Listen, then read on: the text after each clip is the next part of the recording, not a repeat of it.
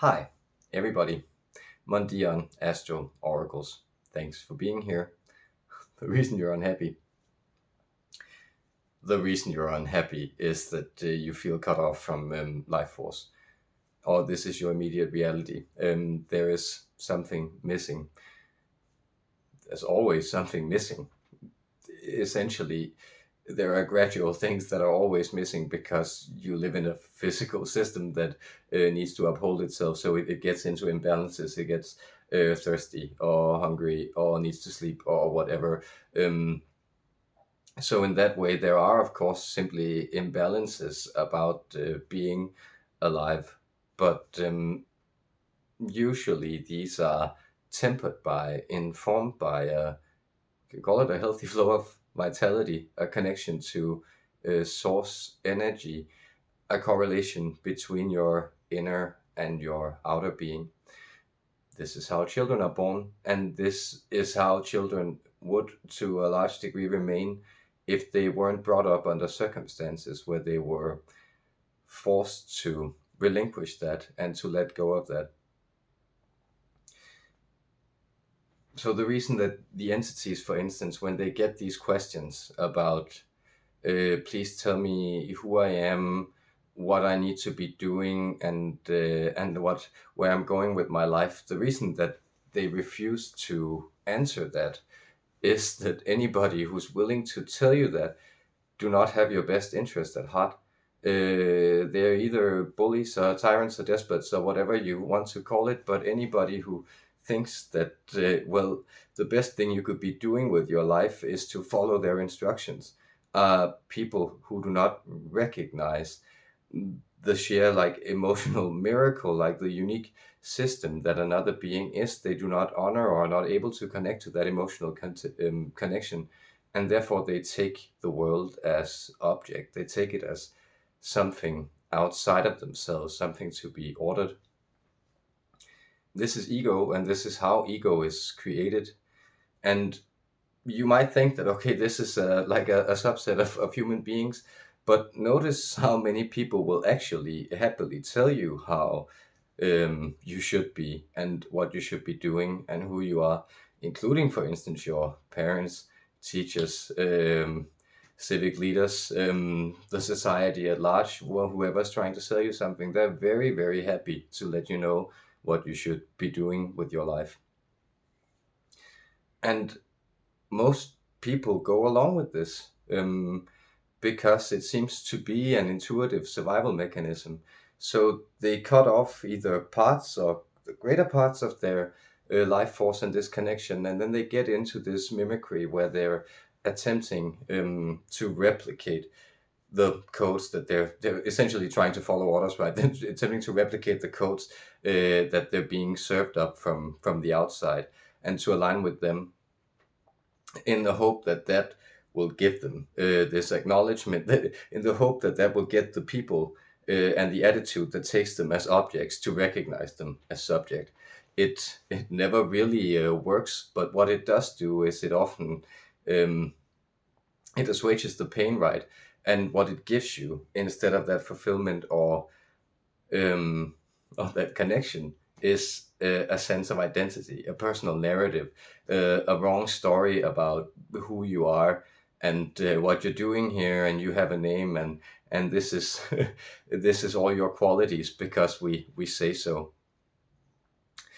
And you could call this a kind of like a conspiracy, like it is essentially something that, energetically, if it's a project that most people are keeping up with, then it's of course also something that society at large would be very interested in informing you that that you should be following along with. And that's why somebody like Krishnamurti says that it's no measure of health to be well adapted to a sick society, because it's a deep and necessary spiritual realization in all of these transcendental systems and in spirituality in general, that the world is somehow disordered. And in order for you to be in the world in a healthy way, you have to step out of it. You have to alienate yourself completely. You have to destroy the self and then be reborn into like the higher self, the soul, as it expresses itself into your actual natural being. Like this is the mystery of baptism, of initiation, of all these kind of sacred rituals. And you will find usually what has been happening for at least the last 2 millennia is that the solution that people who go through this they then come up with is that they build these, we could almost call them energetic pockets.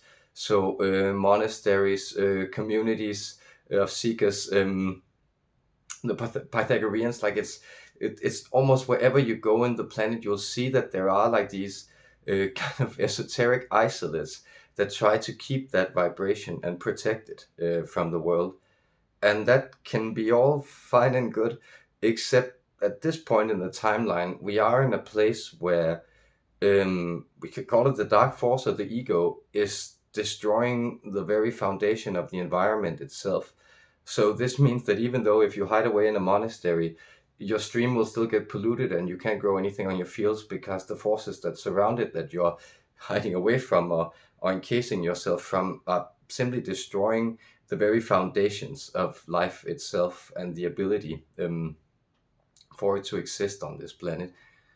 And try to look at how this vibrationally manifests, because it manifests in so many places that you can pick examples at large, move into a modern cityscape, and then see how it's filled with um, dead material. There are all kinds of wonderful ways to build cities. And if you go to pre-modern cities, just try to go to something like Venice. Yeah, it's a lot of people there, but that's like it has an entirely different organic feel to it, like a sense of adapting to its circumstances. Even though that's of course also a very very virtual landscape built out in the middle of nothing on some swampy islands. But modern cities, with their grit works and their concrete jungles and their spires of stone that try to purport like this, the dead illusion of the eternal erection, like this thing that okay, if we can just control and order and make things stiff and hard enough, we can sort of maintain life within them, which of course never works. And so the Tower of Babel is bound to fall. That's the way it must go, because it is inherently not connected to energy. I think like it and the reason we protect ourselves from these realizations are that they are usually too harrowing, like that it's a lot to deal with. And often if you find yourself in circumstances where you are surrounded by these energies, which you will probably do almost no matter where you are on the planet at this moment, what are you going to do about it if you begin to realize that something is deeply wrong here? But try to go and look at the person who sits in your boss's chair. And if you begin to look kind of hard at how these people, what motivates them, how they look at things, how they are engaged with putting people into roles and places, and how they gain status and value from that, then you'll find that that's an incredibly disordered person that sits there. And this is the general rule. It would be a great exception to find somebody in that position who isn't run by very, very dysfunctional energies. You'll then find that, of course, in advertisement and things, it's very obvious that it's playing on these energies. But you can almost pick any example at random. And so this morning I've been thinking about it, Sharon's Shape of You, because it's a very popular song, and it has all these qualities of simulating life force, but actually destroying it. First of all, like the melody has this quality of seductive pop music, where it kind of lodges yourself in its head. Whereas often, art of a higher quality will be things that you need to sort of also adapt to work with, invest yourself in before they give you a deeper sense of return. But then notice what it is, Buddy. He's singing, because it's stuff like We talk for hours and hours about the sweet and the sour and how your family is doing okay, and then something about getting somebody in the back seat, which is what he's saying is, yeah, blah blah blah, take your clothes off. And then the point is, I'm in love with the shape of you. Like, this is deeply, deeply, deeply perverse. Like, the idea that, well, it's your outline, it's your objectivity, it's the way you appear to me that I'm attracted to, which has nothing to do with love. But it's very cool if we can begin to destroy these fundamental concepts that keep up spiritual traditions, such as love, for instance, because it means that people can't identify what it is they're actually looking for. And it means that people go looking for love in all the wrong places, as the song goes. I think another line is like, "Your love is handy for somebody like me," which is also a deeply fucking sick line. Like, what? Who thinks like that? Handy. How is love ever handy? Handy means useful, exploitative, something I can use for something. And I think then he says, like, everything is covered in something brand new, right? Uh, that's. That's again like this. That's the reward that you get for this distorted egoic engagement. It's the constant little titillation, it's the constant distractions, it's the excitement of something new that you can then play around with for a little while and then throw away. It's deeply, deeply sick. And the fact isn't that like that there's somebody making sick art. There's a lot of that. The fact is that this is the dominant type of art form that expresses itself, and you'll find itself in romance stories or in hero narratives that glorify violence or something. It's all about kind of, getting yours and treating the world as disposable, as something you can kind of kick around for your own fulfillment. That's super duper sad, I feel. And it's a sign that we are at a place in our development as a species also where these forces seem to be really juxtaposed. Like, where will we end up going? Will we end up going into the concrete jungle, and then, the few people who can live underground in like weird regulated systems of I don't know, artificial fluorescent light, and where the surface area has become inhospitable? Or will we somehow begin to align ourselves with the greater life force and the stewardship of life in general? And, in the spiritual and the religious sense, like, all these things are synonymous: life, love, light, um, God, spirit. And this is, of course, also something you'll find very pronounced in the Gospels, perhaps particularly in the Gospel of John. But in all spiritual traditions, it is this idea that you come into the realization and the unification with the universally sublime. And the universally sublime, again, this transcendental love, this is the power that never changes hands. And this is the power that, in far less obvious ways, always demonstrates its supremacy exactly by also being able to go lower, to sacrifice itself, and then to be reborn.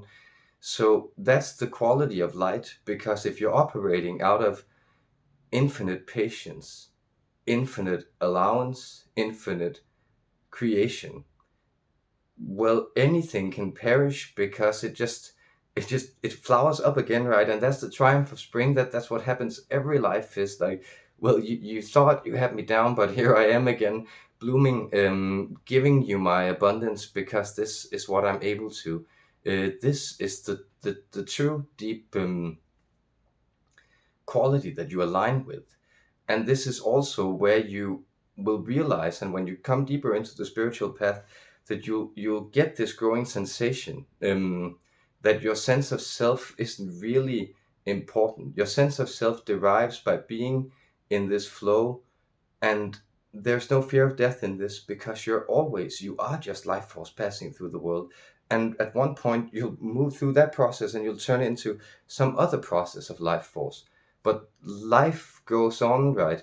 So it's that ancient motif that repeats itself in so many ways, and they buried my bodies. They thought I was gone, but I am the dance, and the dance goes on. Like it's the process of life itself, that's really the thing that we need to align with in order to get out of all these unpleasantries, of all these tensions.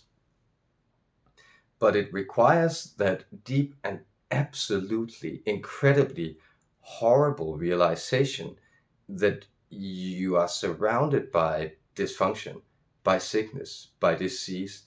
And if you begin to step out of that, the first thing that will happen is that the world will try to get you out of it. And if it can't do that, it will react to you with sublime aggression.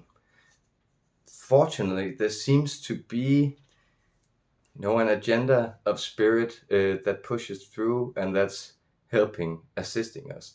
And this is often ordering our lives in ways to have enough of negative experiences to relinquish this sense of control and to surrender to the open and vulnerability of life.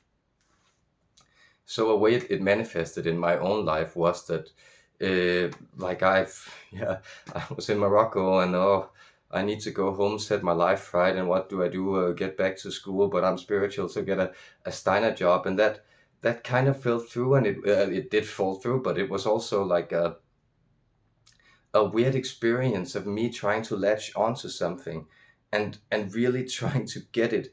And the closer I was, the more it receded from my hands, and the more I was confronted with what was seeking out that experience was my own hurt child. And what I was connecting with was a place where they were, in some respect, actually hurting children, at least in a symbolic way. And that then, well, it partially brought me down here into this new magical place I'm in, and I can look into that another time.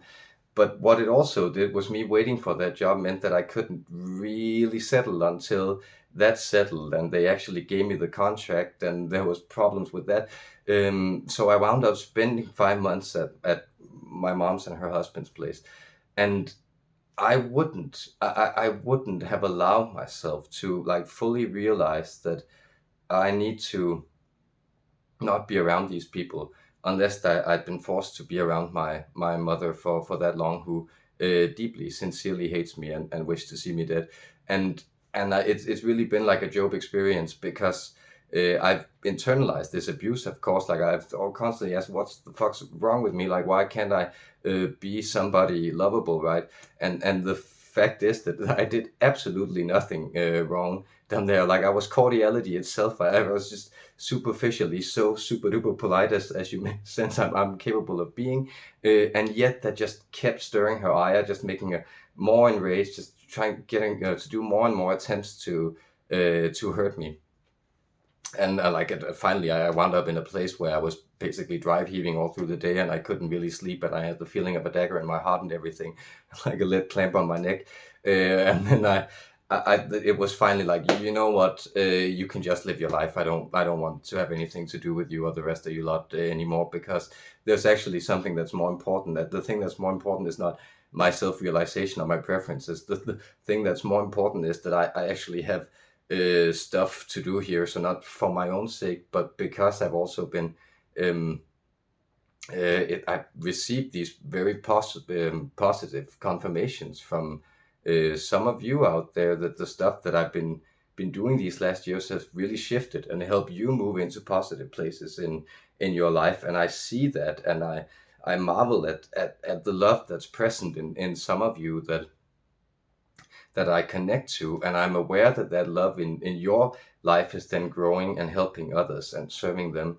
And that's what we're doing here. That's what we need to be doing, right? That is, again, that we're keeping up the dance, and we're sort of insisting on light coming down into these planes of existence. And I might not matter, like, and I don't, but that's actually really super duper important to me, and it's definitely more important to me than like some mean old lady who can't even be kind to her children, right? So that's also the point where you get fed up with all these things. And then you arrive at the point where, you know, enlightenment is a series of attempts where you keep trying until you give up and surrender, and that's where it happens. So I hope that served you somehow. And I think I'll just let this be a talk, and then I can channel some entities on it on a different occasion. But of course, the beings that are very connected to assisting us in this are the bodhisattvas. These beings is this perfected, illuminated soul that comes into the world with compassion and sets to set it right, sets the human heart onto a path of aligning with its higher true purpose.